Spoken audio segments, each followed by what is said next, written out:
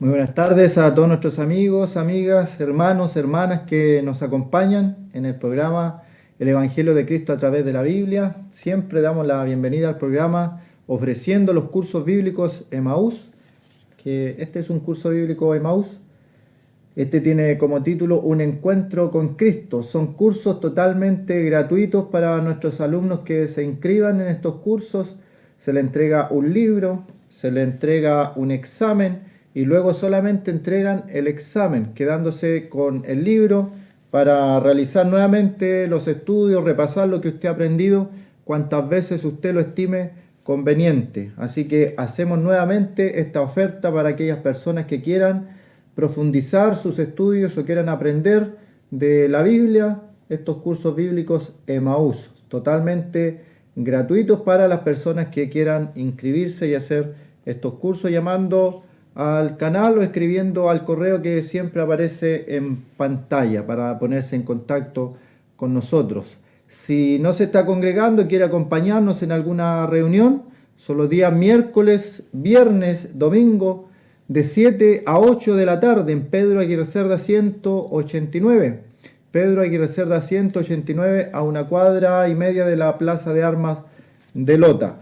Haciendo esas invitaciones, queremos nuevamente agradecer su sintonía. Sabemos que hay muchas personas, muchos hermanos que nos ven, nos hacen sentir su sintonía cuando nos ven también en la calle y nos dicen, lo estamos viendo. Así que le agradecemos una vez más que el Señor ha permitido un año más estar con ustedes aprendiendo lo que es el Evangelio de Cristo a través de la Biblia. Así que vamos a invitarles, si tiene una Biblia con ustedes, para que nos acompañen en la lectura de la palabra del Señor en el libro de Lucas. Lucas, el capítulo 23. Hemos estado viendo algunos personajes en el libro de Lucas, el capítulo 23. Hemos considerado a Simón de Cirene, hemos considerado a unas mujeres que estaban lamentándose por el Señor Jesús en este evento de la crucifixión de nuestro Señor, un evento trascendental que marcó el antes y el después de todo lo que es el tema de la salvación. Los del Antiguo Testamento miraban por la fe a lo que era la cruz de Cristo, Isaías, los salmos, los profetas hablaron de lo que el Señor Jesucristo iba a venir a hacer a este mundo.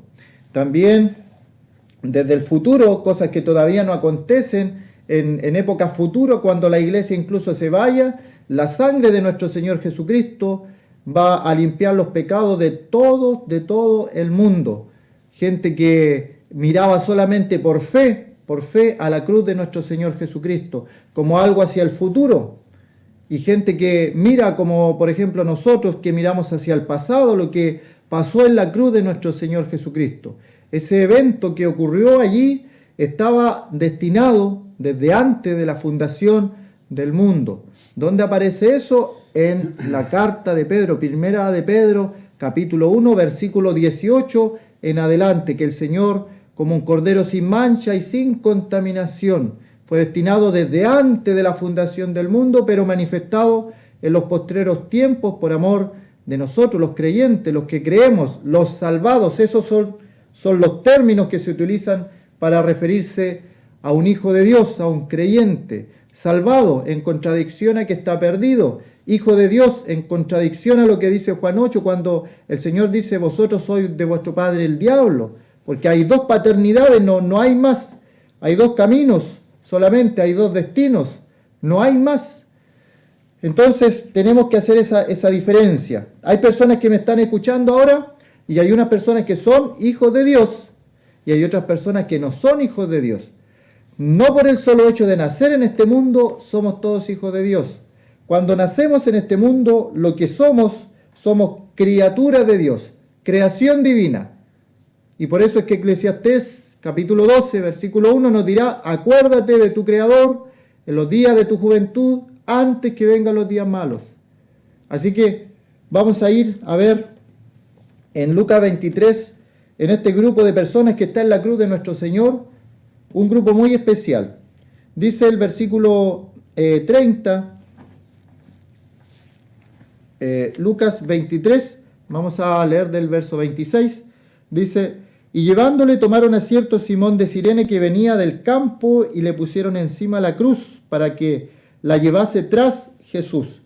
Y le seguía gran multitud del pueblo y de mujeres que lloraban y hacían lamentación por él. Pero Jesús, vuelto hacia ella, les dijo: hijas de Jerusalén, no lloréis por mí, sino llorad por vosotras mismas y por vuestros hijos.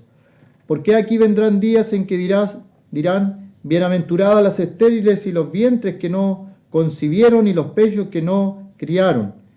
Entonces comenzarán a decir a los montes: caed sobre nosotros, y a los collados: cubridnos. Versículo 31. Porque si en el árbol verde hacen estas cosas, en el seco, ¿qué no se hará? Llevaban también con él a otros dos. Y estos son los personajes en el día de hoy, estos dos que aparecen aquí. Llevaban también con él a otros dos, que eran malhechores para ser muertos. Y cuando llegaron al lugar llamado de la calavera, le crucificaron allí. Y a los malhechores, uno a la derecha y otro a la izquierda. Y Jesús decía: Padre, perdónalos, porque no saben lo que hacen. Y repartieron entre sí sus vestidos, echando suertes. Y el pueblo estaba mirando, y aún los gobernantes se burlaban de él, diciendo: a otros salvó, sálvese a sí mismo. Si este es el Cristo, el escogido de Dios. Los soldados también le escarnecieron, acercándose y presentándole vinagre, diciendo: si tú eres el rey de los judíos, sálvate a ti mismo. Había también sobre él un título escrito con letras griegas, latinas y hebreas: este es el rey de los judíos. Y uno de los malhechores que estaban colgados le injuriaba diciendo: si tú eres el Cristo, sálvate a ti mismo y a nosotros. Respondiendo el otro, le reprendió diciendo: ¿ni aún temes tú a Dios estando en la misma condenación? Nosotros, a la verdad, justamente padecemos. Una buena reflexión de este malhechor en los momentos últimos de su vida. Porque recibimos lo que merecieron nuestros hechos, mas éste ningún mal hizo. Y dijo a Jesús: acuérdate de mí cuando vengas en tu reino. Entonces Jesús le dijo: de cierto te digo que hoy estarás conmigo en el paraíso. Cuando era como la hora sexta, hubo tinieblas sobre toda la tierra hasta la hora novena, y el sol se oscureció, y el velo del templo se rasgó por la mitad. Entonces Jesús, clamando a gran voz, dijo: Padre, en tus manos encomiendo mi espíritu. Y habiendo dicho esto, expiró. Cuando el centurión vio lo que había acontecido, dio gloria a Dios, diciendo: verdaderamente este hombre era justo. Y toda la multitud de los que estaban presentes en este espectáculo, viendo lo que había acontecido, se volvían golpeándose el pecho, pero todos sus conocidos y las mujeres que le habían seguido de Galilea estaban lejos mirando estas cosas. Hasta ahí por el momento la lectura de la palabra del Señor. Lucas capítulo 23 del verso 26 en adelante habla de este evento que cambió la historia de la humanidad, pasó de una etapa a otra. La muerte del Señor marca la diferencia. El Señor Jesucristo murió por el pecador. Dios mismo se manifestó en carne. ¿Quién era el Señor Jesucristo? ¿Acaso era un maestro solamente dejando buenas enseñanzas? ¿Acaso era rabí, como le denominaban ellos? Un maestro que dejaba buena enseñanza a través de parábolas, que tuvo un grupo de discípulos, una buena persona, dicen algunos. El Señor Jesucristo es Dios que se encarnó, encarnado. Hace poco se celebró lo que era el nacimiento, la Navidad, la Nativitate, el nacimiento del Mesías. Mesías, otra palabra, el Cristo, el ungido, son sinónimos. Son el Mesías, nuestro Señor Jesucristo es el Mesías, es el Cristo. Y la palabra Cristo significa ungido. Él era ungido, el ungido. En la antigüedad se ungía el pueblo de Israel a los reyes, ungía a los profetas. Y el Señor Jesucristo era el profeta, era sacerdote, era rey. Sacerdote según el orden de Melquisedec. Y era rey. También en la antigüedad se ungían los reyes. Así que el Señor era el ungido, el Mesías, el Cristo. Por eso es que le preguntaban a los judíos: dinos abiertamente si eres el Cristo. Ellos sabían que tenía que venir el Cristo, sabían que tenía que venir el Mesías, pero teniéndolo tan cerca no lo pudieron apreciar, no lo pudieron ver. Estando ahí estaban enceguecidos. Por eso el Señor le decía, teniendo ojos no podían ver lo que tenían ahí. El Señor Jesucristo anduvo en este mundo, Dios encarnado, indiscutiblemente grande es el misterio de la piedad. Dios fue manifestado en carne, nos dirá Pablo escribiéndole a Timoteo. Así que Dios se manifestó en carne, nació de María, engendrado por el Espíritu Santo. Es Dios que se introdujo en la escena de este mundo, pero con un propósito diferente al de todos los mortales. Ningún ser humano nace en este mundo con el propósito de morir de esta forma, pero su propósito para venir a este mundo era salvar a los pecadores. ¿Cuál era el medio que utilizaba el pueblo de Israel para perdonar pecados? Tenía todo un sistema sacerdotal. Estaba el orden de los sacerdotes. Se le llevaba al sacerdote un sacrificio, un corderito, una becerra engordada. Se le llevaba algo para que inocentemente ese animal moría en lugar del transgresor, en lugar del pecador, en lugar de aquel hombre desobediente que no hacía la voluntad de Dios. Moría un animalito inocente, un cordero. Entonces Juan el Bautista ve al Señor Jesucristo acercándose al río Jordán y dice y exclama: he aquí el Cordero de Dios que quita el pecado del mundo. Y como Cordero de Dios, en la antigüedad los judíos sacrificaban los corderos, degollando el cordero, derramando su sangre, y esa sangre limpiaba a la persona, pero solamente cubría por un tiempo aquellos pecados. Era solamente algo simbólico que ejemplificaba lo que iba a ser la cruz de nuestro Señor. El altar que se ocupó para este Cordero de Dios fue lo que leímos, la cruz de nuestro Señor, la cruz del Calvario. En aquel lugar llamado de la Calavera, en el día de hoy algunos piensan que han encontrado el lugar porque es una montaña en las afueras de Jerusalén, donde de lejos se figura una forma como calavera, y por eso el lugar se denominaba así. Y allí el Señor fue crucificado. No era el lugar para él, era el lugar de un hombre que era asesino, sedicioso, llamado Barrabás. Él debía morir, él debía ocupar ese lugar. Lo que hace el Señor es reemplazar ese lugar. Nos enseña a nosotros que el Señor murió también en nuestro lugar, que nosotros somos dignos de muerte y Él con su muerte nos da vida a nosotros. Así que tenemos al Señor aquí encontrándose con Simón de Cirene, que lo vimos, con las mujeres que lamentaban, y ahora vemos que le llevaban con dos hombres malhechores. Que la palabra malhechor viene de ellos malos, así de simple. Hombres que durante toda su vida cometieron hechos y actos malos. ¿Podemos nosotros en el día de hoy estar ajenos a todo esto? Cuando hay gente que está sufriendo la pérdida de un ser querido porque otra persona le quitó la vida, porque otra persona lo dañó tanto que está en el hospital. Malhechores. Y es impresionante que el Señor Jesucristo vino a salvar, a buscar lo que se había perdido. A lo malo de este mundo hay salvación para todo aquel que cree. Y podemos decirlo con toda libertad porque la salvación no es nuestra. Alguien me preguntaba, entonces, ¿se le puede ofrecer la salvación de Dios a un asesino? ¿Se le puede ofrecer la salvación a un hombre que está en delitos, en pecados, que está borracho y sigue tomando y ha destruido su familia por el alcohol?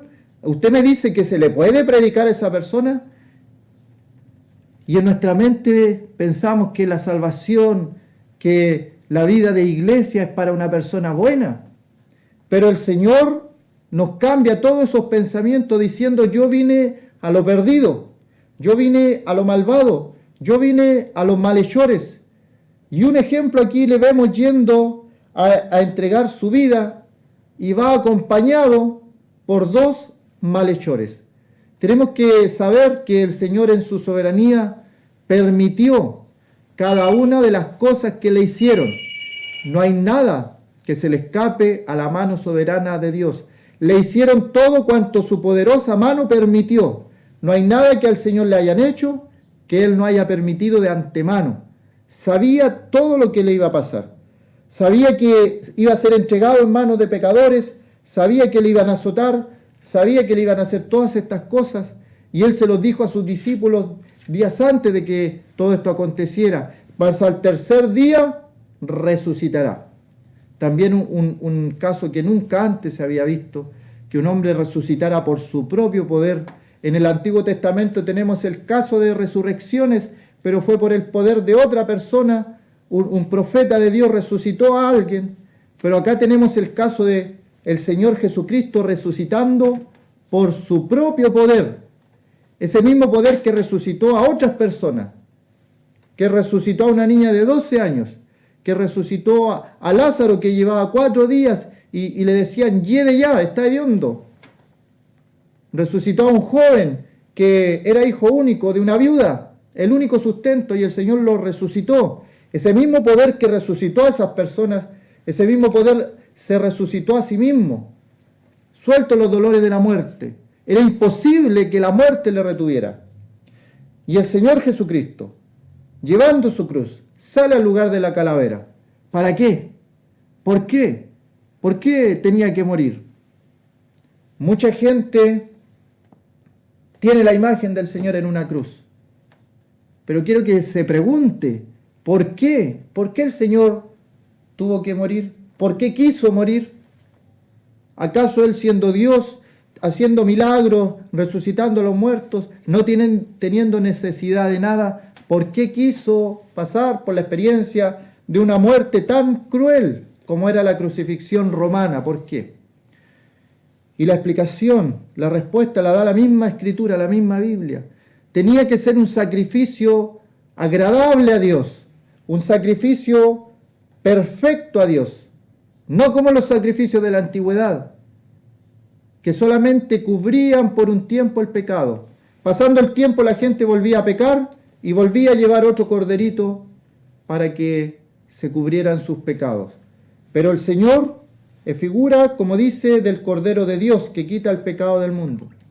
Ya no lo iba a cubrir más, lo quita. Entonces tenemos acá los malos, los malhechores, yendo con el Señor en medio.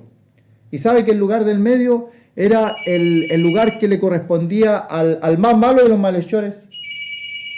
Al más malo, y él quiso llevar ese lugar. Entonces tenemos acá a los malhechores, malvados, y dice uno a la derecha y el otro a la izquierda, y el Señor en medio. Él quiso pasar por esa experiencia. Y uno de los malhechores en el verso 39 dice que uno de estos le dice, estaban colgados, le injuriaba diciendo, si tú eres el Cristo, poniéndolo en duda. Y esta frase, si tú eres el Cristo, dice, sálvate a ti mismo y a nosotros. Pero quiero destacar la frase, si tú eres el Cristo.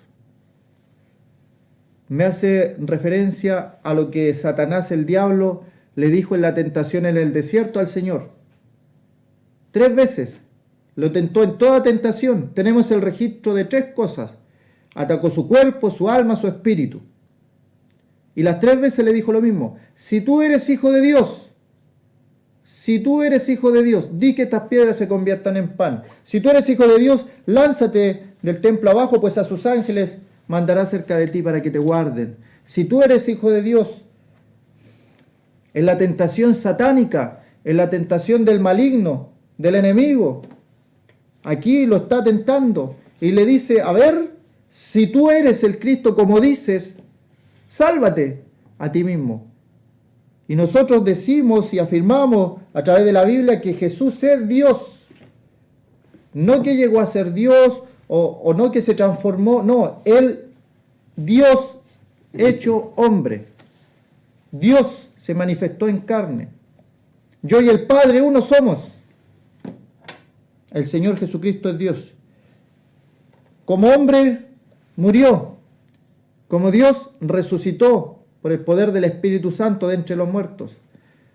Y aquí le vemos resistiendo esta tentación satánica, diabólica. Si tú eres lo que has dicho ser, sálvate a ti mismo. El Señor no lo hizo. Y gracias a Dios que no lo hizo. Si no hubiera pasado por esta experiencia de la cruz, ninguno de nosotros podría ser salvo. El Señor vino a morir en la cruz del Calvario para salvar al pecador, para salvar al malhechor, para salvar al que no vale nada su vida. Por eso es que el cristiano, el salvado, el redimido, no puede en ninguna medida limitar la salvación de Dios o mirar sobre el hombro a aquel que está en los vicios, a aquel que está en el pecado, porque sabemos de dónde Dios nos sacó. Sabemos que Dios sabe nuestra maldad, incluso de los pensamientos. Y el Señor vino a salvarnos, a los pecadores. Mucha gente se cree buena, se considera a sí mismo justa, por lo tanto no necesita salvación. Los que somos salvados es porque en un momento de nuestra vida nos vimos tan miserables que el Señor solamente salieron palabras, Señor, sálvame, como Pedro. Señor, sálvame. Hay mucha gente que puede estar ahí pensando, es que usted no sabe mi vida. Yo hago el bien, yo hago lo bueno. La gente habla muy bien de mí. Puede ser un hombre temeroso de Dios. Y en la Biblia hay hombres temerosos de Dios. Nicodemo, Juan capítulo 3. Cornelio, Hechos capítulo 10. Hombres temerosos de Dios. Oraban, daban limosnas, pero no eran salvos. Eso es lo que quiero transmitir. La Biblia muestra personas buenas, pero no son salvas. La salvación es por depositar toda la fe, la confianza en que de la única forma que vamos a ir al cielo es a través del Señor. Y este ladrón, este malhechor, comprendió lo que su compañero no comprendió. Teniendo una vida, los dos juntos, llenos de maldades, llenos de delitos. Uno comprendió y el otro no comprendió. Uno eligió al Señor y el otro no. Siguió en su rebeldía. Por lo tanto, a uno el Señor le dice, si eres hijo de Dios, si eres el Cristo, sálvate a ti mismo y a nosotros. Y el otro le responde, ni aún temes tú a Dios estando en la misma condenación, ni aún estando en este momento. Nosotros a la verdad padecemos, dice, porque justamente padecemos porque recibimos lo que merecieron nuestros hechos, mas ningún mal hizo. Es precioso este pasaje. Muestra lo que es el convencimiento de pecado. Nosotros padecemos justamente por lo que hemos hecho. Esa es una persona convencida de pecado. Convencida de pecado. Yo quiero preguntarte a ti, ¿has llegado alguna vez a este convencimiento de pecado? Tú que te crees bueno, que haces buenas obras, ¿has llegado alguna vez al convencimiento que tuvo este hombre de mirar al Señor, de mirar la santidad del Señor, de mirar a la persona del Señor y decir, este hombre no le ha hecho mal a nadie? Sin embargo, miro mi vida y yo tengo muchas malas obras. Entonces estoy padeciendo, estoy recibiendo el justo pago de lo que hicieron mis actos. Ese es un convencimiento de pecado. Y mirando al Señor dice, pero este ningún mal hizo. Y eso es lo importante, el Señor, no compararse con las demás personas, porque muchas veces salimos ganando cuando nos comparamos con otros y dice, bueno, soy malo, lo reconozco, soy malo, pero usted no sabe mi vecino, usted no sabe mi vecina, él sí que es malo.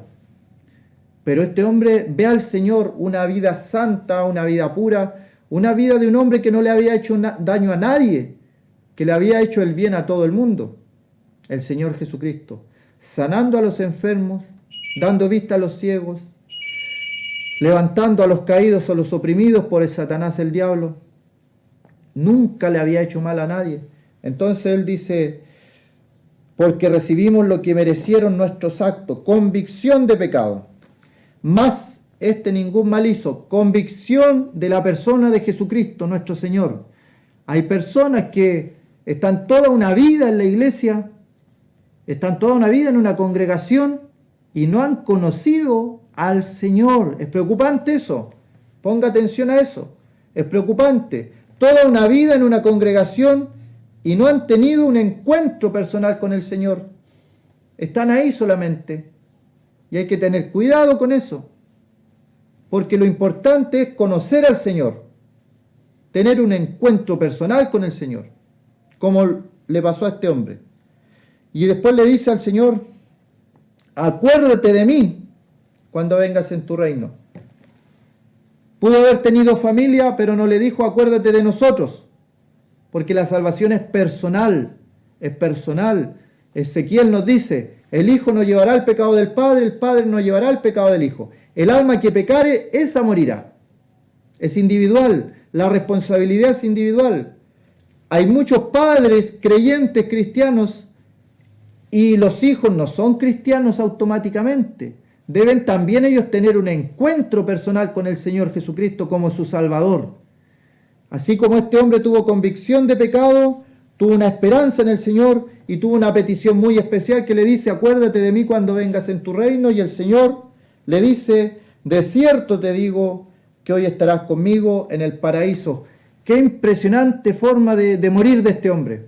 Habiendo toda su vida hecho lo malo, siendo juzgado por sus delitos, habiendo estado preso y siendo condenado a la muerte de crucifixión, su vida no valía nada para esta sociedad, era la escoria de la sociedad, era lo malo de la sociedad. Todo está acabado para él. Y de repente él ve al Señor y dice, acuérdate, acuérdate, por favor, acuérdate de mí cuando vengas en tu reino. Y las palabras del Señor pueden hasta el día de hoy consolar a cualquier persona y decir, de cierto te digo que hoy estarás conmigo. Eso es lo importante del cielo. Estarás conmigo en el paraíso. Mucha gente anhela las calles de oro, el mar de cristal, o la presencia del Señor es lo importante en el cielo. Así que el Señor, con su palabra, le dijo, acuérdate de mí cuando vengas en tu reino. El Señor le dice, de cierto te digo, en verdad te digo, que hoy estarás conmigo en el paraíso. ¿Crees esto, amigo, amiga? Aunque tu vida haya estado destrozada en todos estos años, todavía hay esperanza. Todavía hay esperanza. En el Señor hay esperanza para todo aquel que cree. Vamos a ir a escuchar una pausa musical y luego vamos a continuar con el estudio de la palabra del Señor.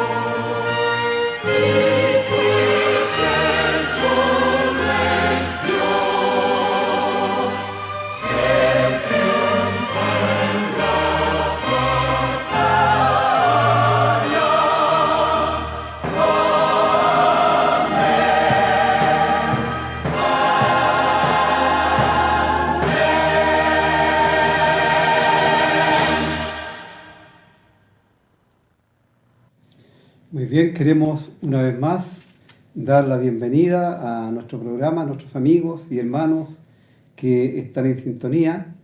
Nuestro propósito se mantiene inalterable.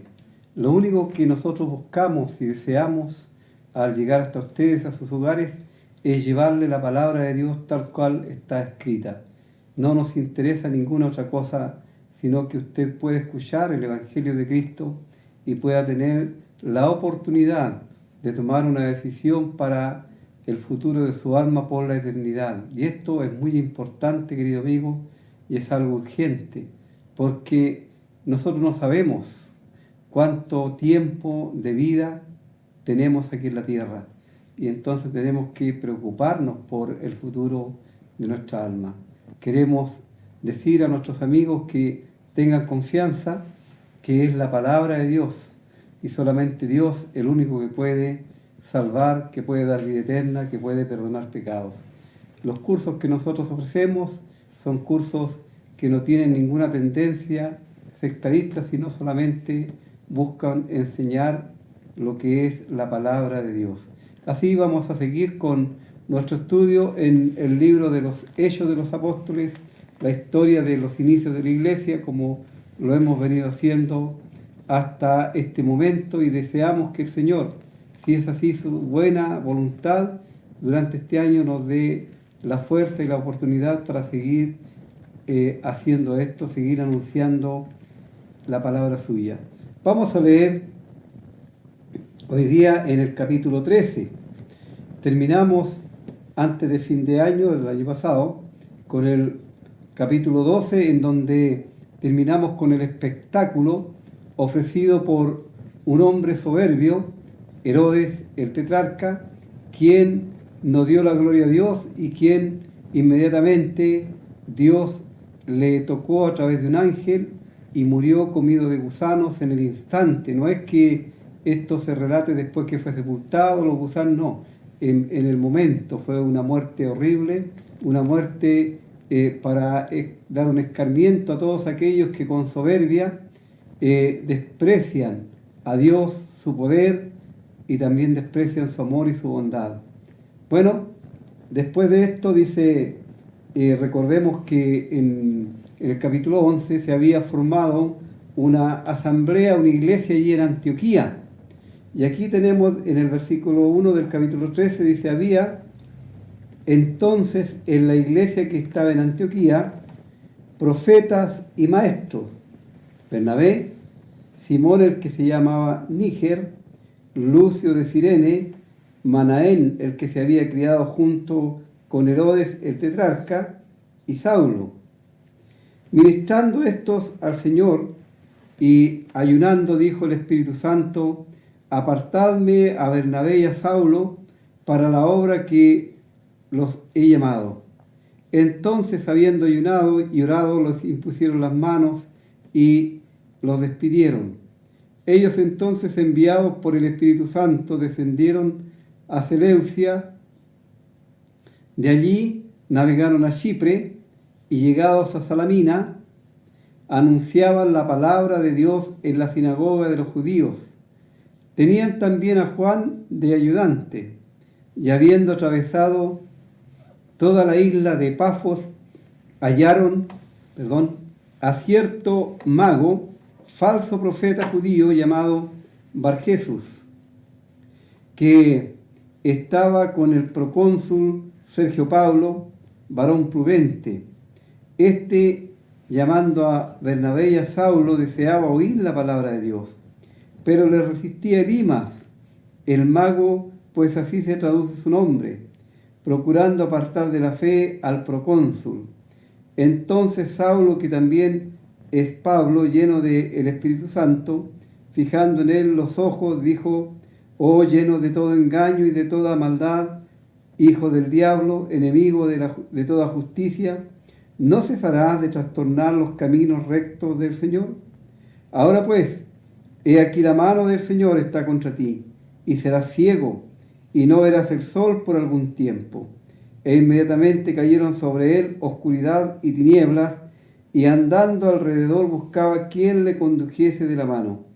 Entonces el procónsul, viendo lo que había sucedido, creyó, maravillado de la doctrina de el Señor. Deseamos que la lectura pública de la palabra de Dios sea de mucho beneficio para nuestros amigos y también para nosotros, obviamente, porque nosotros nos gozamos y confirmamos nuestra fe al leer y al anunciar la palabra de Dios.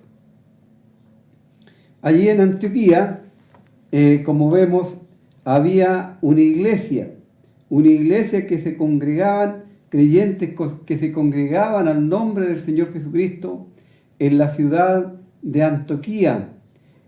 En la Biblia no tenemos iglesias con nombres. ¿Por qué? Porque la iglesia es una sola y la iglesia es el cuerpo de Cristo en figura. Tenemos varias figuras que se relacionan con la iglesia. La principal y la más, por supuesto, la figura superior es en el sentido de que la iglesia es el cuerpo de Cristo. Así el cuerpo de Cristo es uno solo. Él es la cabeza y, por supuesto, no pueden haber divisiones dentro de ese cuerpo. Las divisiones son de factura humana. Son los hombres, a través de la obra de Satanás, los que han dividido, y muchos que se llaman iglesias realmente no tienen el sello distintivo de lo que es la iglesia escrituraria. Así vemos que esta gran verdad, la iglesia se congregaba allí en Antioquía, para decir, se menciona la ciudad donde los santos residían y donde ellos se congregaban al nombre del Señor Jesucristo para anunciar el Evangelio, para el estudio bíblico y para todo el quehacer de la obra de Dios. Y aquí vemos otra verdad, que en esta iglesia no había un hombre, un solo hombre que estuviese gobernando la iglesia, porque la iglesia de Dios no es gobernada por un solo hombre, sino por una pluralidad de ancianos, obispos o pastores, como usted les quiera llamar. Son los tres nombres que se mencionan, como ya lo hemos mencionado en otras ocasiones, para los que dirigen, guían, cuidan de la iglesia de Dios, sin tener otra meta que el cuidado de los que son los hijos de Dios, sin ningún deseo de enriquecerse, de obtener ganancias ilícitas, sin tampoco ser el Señor o el amo de los creyentes, porque el único Señor es el Señor Jesucristo. Él es el Señor. Los demás todos somos hermanos, puestos en el cuerpo de Cristo como miembros de ese cuerpo, cumpliendo una función en forma particular e individual en beneficio de los demás miembros del cuerpo y del cuerpo mismo, nunca en beneficio personal. Así vemos aquí que habían en la iglesia profetas. Sabemos que los profetas, en aquel tiempo la Biblia no estaba escrita como la tenemos ahora, solamente tenían el Antiguo Testamento fraccionado. Así Dios tenía hombres que eran los voceros, los que eran el nexo entre Dios y el resto de los creyentes, por medio de los cuales Dios entregaba su palabra y anunciaba algunas cosas. Estos profetas, por supuesto, quedaron en el fundamento de la iglesia. Hoy día no hay profetas, porque la palabra de Dios está completa, el canon de las Escrituras está completo. Y cuando nosotros leemos acerca de profetas, dice la palabra de Dios, los profetas que profetizaron, o hablando siempre en el pasado, o también la palabra de Dios es bien amplia en señalar que así como hubo falsos profetas entre el pueblo en la antigüedad, hoy día hay falsos maestros. No dice que hay falsos profetas, porque ese ministerio quedó en el fundamento de la iglesia. Lo vuelvo a repetir. Hoy día hay muchas personas que se hacen llamar profetas de Dios, pero lamentablemente no tienen nada que ver con la verdad que está escrita con letras indelebles en la Biblia, que es la palabra de Dios. Así, estos eran los profetas. Dice maestros. Maestro, un maestro es un hombre a quien Dios ha dotado con sabiduría y que puede comprender y entender de mucho mejor forma lo que es la palabra de Dios y a la vez tiene la capacidad de enseñar y de transmitir la enseñanza de Dios a otras personas. Eso es un maestro, un don que en la actualidad está muy vigente. Hoy día sí hay maestros, pastores, ancianos, obispos, sí, los hay. Hoy día hay diáconos. Esos dones hoy día están vigentes en la iglesia. Así se nombran algunos aquí y algunos les conocemos ya, hemos mencionado, hemos hablado de él, como el caso de Bernabé, un hombre con cualidades muy loables, lleno del Espíritu Santo, un hombre que pudo vender su propiedad y entregar lo que él había recaudado de ese valor en forma íntegra para la iglesia, para que no hubiera necesidad entre los pobres que había en la iglesia. Así era un hombre de un corazón muy noble, un corazón cambiado y transformado por la palabra de Dios. Este hombre era de la tribu de Leví, era un levita. Así el Espíritu Santo señala que era hombre bueno, lleno del Espíritu Santo, y que fue un hombre capaz de ayudar y confirmar en Antioquía allí cuando fue enviado. Había otro que es Simón, que se llama Níger. Este Simón, no sabemos si realmente adoptó el nombre negro para su conveniencia o era un judío que provenía de las tribus del África. El asunto es que aquí el Espíritu Santo lo declara y lo designa como Níger o negro, Simón. Luego tenemos a Lucio de Cirene. Este hombre había llegado seguramente con el mensaje de Jesús hasta Antioquía, uno de los primeros que habían llegado y que fue por medio de los cuales se estableció la iglesia allí. Tal vez fue esa la razón que allí está sirviendo ahora al Señor. Su nombre significa nacido de día. Y este hombre está allí anunciando el Evangelio de la gracia de Dios, sirviendo, ministrando al Señor. Y Manaén, también este hombre tiene el mismo nombre de uno del Antiguo Testamento. Su nombre significa consolador. Y este Manaén, como característica principal y como vemos que el amor de Dios se manifestó en aquel tiempo, este hombre se había criado con Herodes el tetrarca. Es interesante cómo uno que había estado al lado del malvado Herodes, se había criado bajo esas costumbres, fue uno de los primeros salvados por la gracia de Dios. Lo que significa aquí que este tetrarca Herodes es que él gobernó sobre una cuarta parte del reino de su padre, una tetrarquía. Así es interesante, seguramente este hombre Manaén, él fue testigo de la muerte de Herodes, de esta muerte que Dios le dio por su orgullo, su soberbia. Dios dice en su palabra que aquel que es enaltecido será humillado.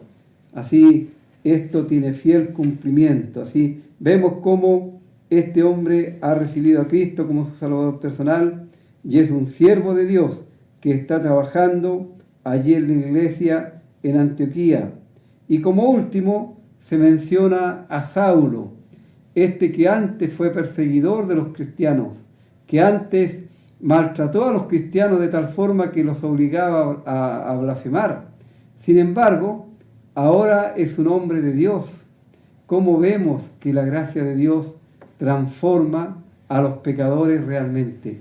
Un hombre religioso que perseguía a los creyentes pensando que él tenía la razón, que él estaba bien, que él estaba haciendo un favor a Dios, tal como el mismo Señor Jesús lo había anunciado.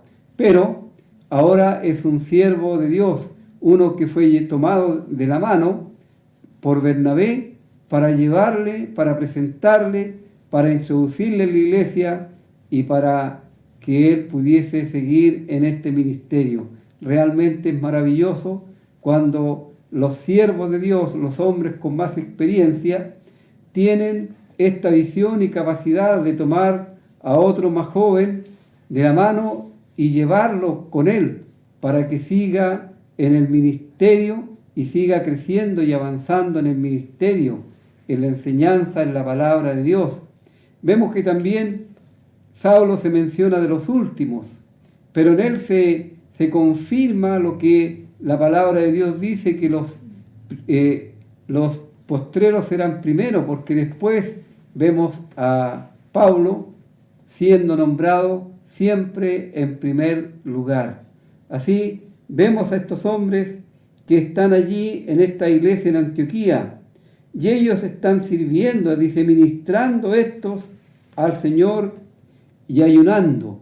Vale decir, ellos estaban en unas reuniones especiales de enseñanza de la palabra de Dios, de oración y de ayuno. Ellos estaban ayunando. El ayuno era una forma de abstenerse de participar de los alimentos para dedicarse a la oración, a la lectura de la palabra de Dios y a la enseñanza de ella misma. En esta actitud estaban ellos. Entonces el Espíritu Santo ordena que se aparte a Bernabé y a Saulo para la obra que los ha llamado. Y aquí tenemos otro principio en la palabra de Dios. Dios llama para su servicio, para su obra, no a los ociosos, no a aquellos que no hacen nada, que están calentando una banca en la iglesia y que toda su vida cristiana resulta en ir a una reunión y volverse a su casa y nada más. Dios siempre utiliza a hombres que están en plena acción en cuanto a su vida cristiana, que están ocupados en la obra de Dios, a hombres que están trabajando en la obra de Dios. Y a ellos Dios los saca y los utiliza para los diferentes ministerios. Y en este caso aquí, a Bernabé y a Saulo, Él los ha apartado para enviarles como misioneros, para que vayan recorriendo las diferentes partes del mundo conocido de entonces, llevando el mensaje de la palabra de Dios. Y es el Espíritu Santo el que los elige, Dios, el Espíritu Santo. Entonces ellos, dice, habiendo ayunado y orado, les impusieron las manos y los despidieron. La imposición de manos tiene que ver con saludar, con dar la diestra en señal de compañerismo, con identificación con aquellos que salen a la obra de Dios.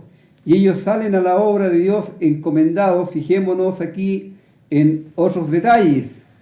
Ellos salen encomendados a la obra de Dios y previo a eso no hay la fijación de un sueldo, no hay la fijación de una cierta cantidad de dinero que se les deba asignar y privilegios que deban tener. Ellos salen por amor del Señor, habiendo recibido de gracia, para también entregar de gracia lo que ellos han recibido. Salen por amor al Señor y salen por amor a los perdidos. Y es Dios el que ha prometido que Él va a sostener y a mantener a sus siervos, que Él va a hacer la provisión para ellos y Él va a proveer sin duda a través del pueblo de Dios, no a través de los que no son pueblo de Dios, sino a través de los hijos de Dios. Va a proveer para el sustento, para la mantención y la alimentación de estos siervos, obreros suyos que salen en obediencia al mandato del Señor. Qué distinto es realmente lo que hoy día vemos en el mundo religioso, porque las personas se aseguran de un sueldo, de cierto estatus, de cierta ganancia, para trabajar para predicar, para anunciar el Evangelio, vale decir, hacen mercadería de lo que es la palabra de Dios y la vida cristiana. Bueno, un día van a tener que dar cuenta ante Dios, ante el Señor Jesucristo, por esa actitud de ser realmente avaros y querer solamente obtener ganancias en este mundo. La ganancia, el tesoro que el creyente debe hacerse, debe estar en el cielo, porque el Señor Jesús dijo, allí donde esté vuestro tesoro estará vuestro corazón. Así, estos hombres salen enviados por el Espíritu Santo y ellos llegan a Salamina y anuncian la palabra de Dios en la sinagoga. Las sinagogas eran los lugares en los que los judíos juntaban para enseñar cada día sábado lo que era la palabra de Dios, el Antiguo Testamento. Después de eso, ellos siguen anunciando la palabra de Dios en otros lugares. Y dice que ellos llevan también como ayudante a Juan Marco. Juan Marco era sobrino de Bernabé, era un sobrino de Bernabé, así le llevan de ayudante. Y ellos atraviesan la isla de Pafo y allí en aquel lugar hay un falso profeta judío llamado Bar Jesús, que estaba con el procónsul Sergio Paulo. Este procónsul dice que era un hombre prudente. Llamando a Bernabé y a Saulo, deseaba oír la palabra de Dios. Él quería oír la palabra de Dios, él quería saber del amor de Dios. Sin embargo, un agente satánico se estaba interponiendo entre el interés de este hombre, de este noble, y el anuncio del Evangelio de Cristo. Así, Bar Jesús o Elimas, que era un mago, él procuraba apartar de la fe al procónsul, para decir que el procónsul no creyera, que no escuchara, que pusiera en tela de juicio o en duda lo que Dios le estaba transmitiendo a través de su siervo. Y esta es la labor que sigue haciendo Satanás hasta el día de hoy. Porque cuando hablamos de la salvación por gracia, que la salvación es gratuita, lo primero que Satanás susurra a los oídos de las personas es que no, que ustedes tienen que hacer algo para merecer el favor de Dios. Y el hombre no puede hacer nada porque Dios ve al ser humano como muerto en delitos y pecados. O cuando decimos que la salvación es eterna, que la salvación no se pierde, nos falta, como Satanás susurra a los oídos, no, pero es que si yo me voy fuera, me voy al mundo, me descarrío, qué sé yo. Entonces, si eso ocurriera, la palabra de Dios es enfática en señalar que la simiente de Dios no practica el pecado. Y si una persona dice haber sido salvado por la gracia de Dios y sigue en la práctica del pecado, no hay ninguna duda que lo que ha dicho con su boca lo está negando con su sello, para decir jamás verdaderamente ha recibido a Cristo como su Salvador personal, porque el Señor mismo Jesús dijo: yo les doy vida eterna y no perecerán jamás. Así, cuando alguien dice que la salvación se pierde, entonces está contradiciendo, está negando la misma palabra de Dios. Así, Pablo dice que pone los ojos en este hombre, Pablo, lleno del Espíritu Santo, dice: oh, lleno de todo engaño y de toda maldad, hijo del diablo, enemigo de toda justicia, ¿no cesarás de trastornar los caminos rectos del Señor? Ahora pues, he aquí, la mano del Señor está contra ti, y serás ciego y no verás el sol por algún tiempo. E inmediatamente cayeron sobre él oscuridad y tinieblas, y andando alrededor buscaba quién le condujese. Entonces el procónsul, viendo lo que había sucedido, creyó, maravillado de la doctrina de Dios. Sí, amigo, Dios no puede permitir que un obstáculo prevalezca en contra de la disposición de una persona de querer asegurar su futuro por la eternidad. Este procónsul tenía ese escollo, pero el Señor lo quitó el escollo, dando ceguera temporal a este mago, que con toda su magia y con todo su poder que él tenía, no podía recobrar ni su propia vista, y el procónsul fue salvo aquel día. Creyó la palabra de Dios. ¿Qué fue lo que él creyó? Creyó que Cristo murió por él. Creyó que cuando Cristo estaba en la cruz, como escuchamos en la primera parte, Dios tomó sus pecados y lo cargó sobre el cuerpo de Cristo, sobre el madero. Amigo, ¿por qué no crees ahora mismo en Cristo? ¿Por qué no recibes al Señor como tu Salvador personal? ¿Por qué no tienes y quieres apropiarte del privilegio que tuvo también este hombre? Te invitamos que vengas al Señor ahora mismo. Vamos a escuchar otro himno antes de cerrar el programa.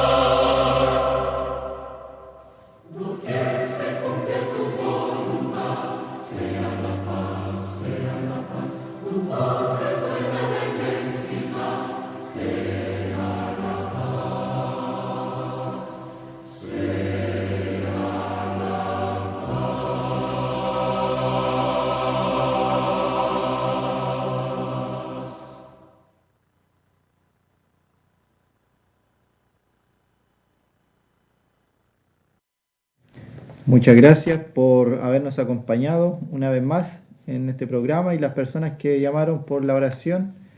El día miércoles se está orando por ellos en la congregación, también en oraciones personales. Al despedirnos, queremos nuevamente invitarles a nuestra reunión, si puede visitarnos sin ningún compromiso los días miércoles, viernes y domingo a las 19 horas. Que el Señor les bendiga, que tengan un buen fin de semana y si el Señor lo permite, el jueves próximo estaremos nuevamente para seguir anunciando el Evangelio de Cristo.